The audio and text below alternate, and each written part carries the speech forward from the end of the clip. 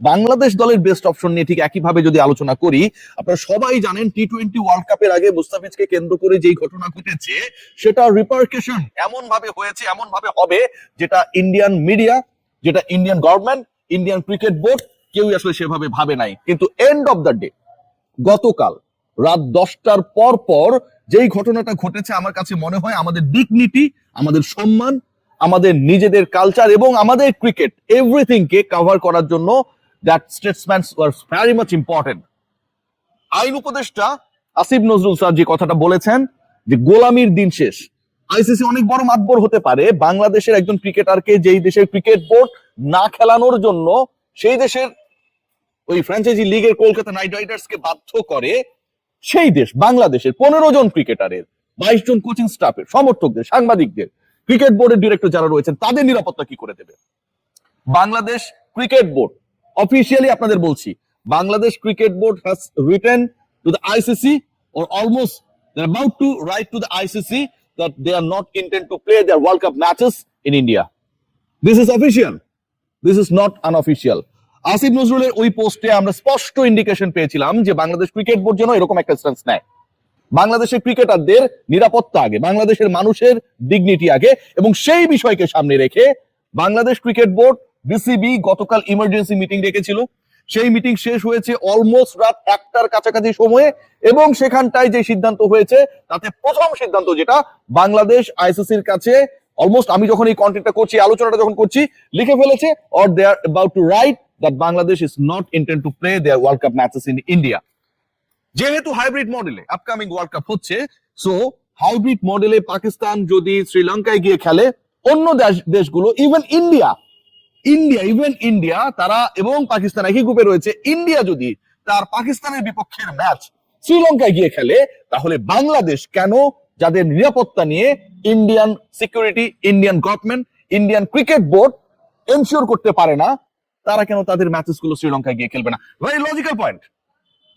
বাংলাদেশের কোনো সমস্যার জায়গা এখানটায় নেই, ইভেন আইসিসির কোনো সমস্যার জায়গা ওইখানটায় নেই। All the problems that has been created by the host nation and the board, and that is India and BCCI, সমস্যা তাদের সমস্যার কারণে আমি আমার 15 জন ক্রিকেটারকে, 22 জন কোচিং স্টাফকে, শত শত বাঙালি যারা সমর্থক, বাংলাদেশের সাংবাদিক যারা রয়েছে, তাদেরকে আমি ভারতে পাঠিয়ে দেব?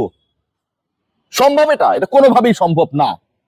বাংলাদেশ ক্রিকেট বোর্ডকে বিসিসিআই রিকোয়েস্ট করেছিল যে তারা মুস্তাফিজের মতো ক্রিকেটারদেরকে আইসিসির নিলামে তুলতে চায়, তাদের এনওসির ব্যাপারটা কি রিকোয়েস্ট করেছিল, রিকোয়েস্ট করে লেটার দিয়েছিল।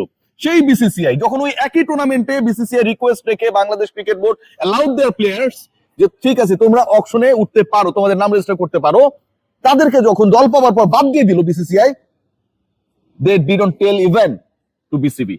বাংলাদেশ ক্রিকেট বোর্ডকে তারা একটা মেইল পর্যন্ত করেন, একটা ফোন পর্যন্ত করেন, একটা টেক্সট পর্যন্ত আসে নাই। চিন্তা করতে পারেন তারা কিভাবে।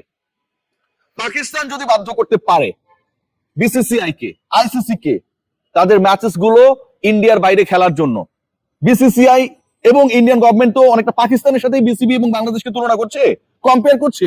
বাংলাদেশ ক্রিকেট বোর্ডের এই মুহূর্তে এটা ব্যাকবোন দেখানোর সময় যে বাংলাদেশের ম্যাচগুলো ওই ইন্ডিয়া হবে না। গতকাল আরো একটা বড় স্টেটমেন্ট এসেছে যেটার জন্য আমি সারাটা দিন চিল্লিয়েছি, এবং এন্ড অফ দ্য ডে আমার কাছে মনে হয় that was massive statement from the government. তথ্য সম্প্রচার মন্ত্রণালয়, আমাদের অনেকেই রয়েছেন যারা আসলে আইপিএল খেলাগুলো দেখে, অনেকগুলো চ্যানেলস এগুলোর সাথে ইনভলভ, কেউ কেউ অনলাইনে, কেউ কেউ টেলিভিশনে এটার সাথে ইনভলভ। তাদের প্রতি ডিউ রেসপেক্ট রেখে বলছি, বাংলাদেশেই আপনারা ব্যবসাটা করেন, বাংলাদেশের মানুষই আপনাদের ভিউয়ারশিপ ক্রিয়েট করে। বাংলাদেশের মানুষের ক্রিকেটের ইজ্জত যারা দেয় না, তাদের খেলা দেখানোটা খুব বেশি গুরুত্বপূর্ণ না। তথ্য সম্প্রচার মন্ত্রণালয়কে আইন উপদেষ্টা এবং ক্রীড়া উপদেষ্টা আসিফ নজরুল স্যার দুই মন্ত্রণালয়ের দায়িত্বে রয়েছেন। আসিফ মাহমুদ সজীব ভুঁইয়া চলে যাবার পরে ক্রীড়া উপদেষ্টার দায়িত্ব তিনি রয়েছেন। স্পষ্ট করে বলেছেন যে he will request to the information ministry not to telecast the IPL matches in Bangladesh the upcoming season. আমার কাছে মনে হয় গতকালকে ব্যাকবোন দেখানোর যে জায়গাটা ছিল, সেই জায়গায় বাংলাদেশ গভর্নমেন্ট কাজটা করেছে। বাট বিসিবির রোল নিয়ে অনেক প্রশ্ন রয়েছে। These are not my words, not my sentences, not my research. Daily star report করেছে, ডেইলি স্টারকে উদ্ধৃত করে অনেকে রিপোর্ট করেছে যে বাংলাদেশ ক্রিকেট বোর্ডের একজন কর্মকর্তা, নাম প্রকাশ করতে চান না, তিনি জানিয়েছেন কি জানেন? তিনি জানিয়েছেন যে বাংলাদেশের ম্যাচেস গুলো এই মুহূর্তে very difficult for ICC and BCCI to transfer to Sri Lanka. এটা কোন ধরনের কথা ভাই? আপনি বলার কে? আপনি বলার কেউ না। আপনি এটা বলবেন যেভাবে হোক বাংলাদেশের ম্যাচ সরাতে হবে। নাম প্রকাশে অনিচ্ছুক কর্মকর্তা বিসিবি, ভারতীয় ক্রিকেট বোর্ডের কি সমস্যা, আইসিসির কি সমস্যা, সেই সমস্যা নিয়ে আপনাকে ডিল করতে হবে। আপনি আপনার সমস্যা নিয়ে ডিল করবেন, বাংলাদেশের ক্রিকেটারদের সমস্যা নিয়ে ডিল করবেন, ডিগনিটি নিয়ে ডিল করবেন। সেই চিন্তা না করে আপনি স্টেটমেন্ট দিচ্ছেন যে এই মুহূর্তে এটা ভেরি টাফ। এই মুহূর্তে এটা ভেরি টাফ হয়ে গেলে এটা তাদের সমস্যা, তারা সলভ করবে, not you. You are not responsible for that. Bangladesh cricket board যখন এরকম একটা স্টান্স নেয়, এরকম যখন ডিরেক্টরদের একজন এরকম কথাবার্তা বলে, তার মানে বোর্ডের মধ্যে এই কথাগুলো চলে, এটা very unfortunate, very unfortunate. Bangladesh cricket board কড়া প্রতিক্রিয়া দেখাতে গিয়েও কেমন যেন ডিফেন্সিভ হইতে চলে যায়।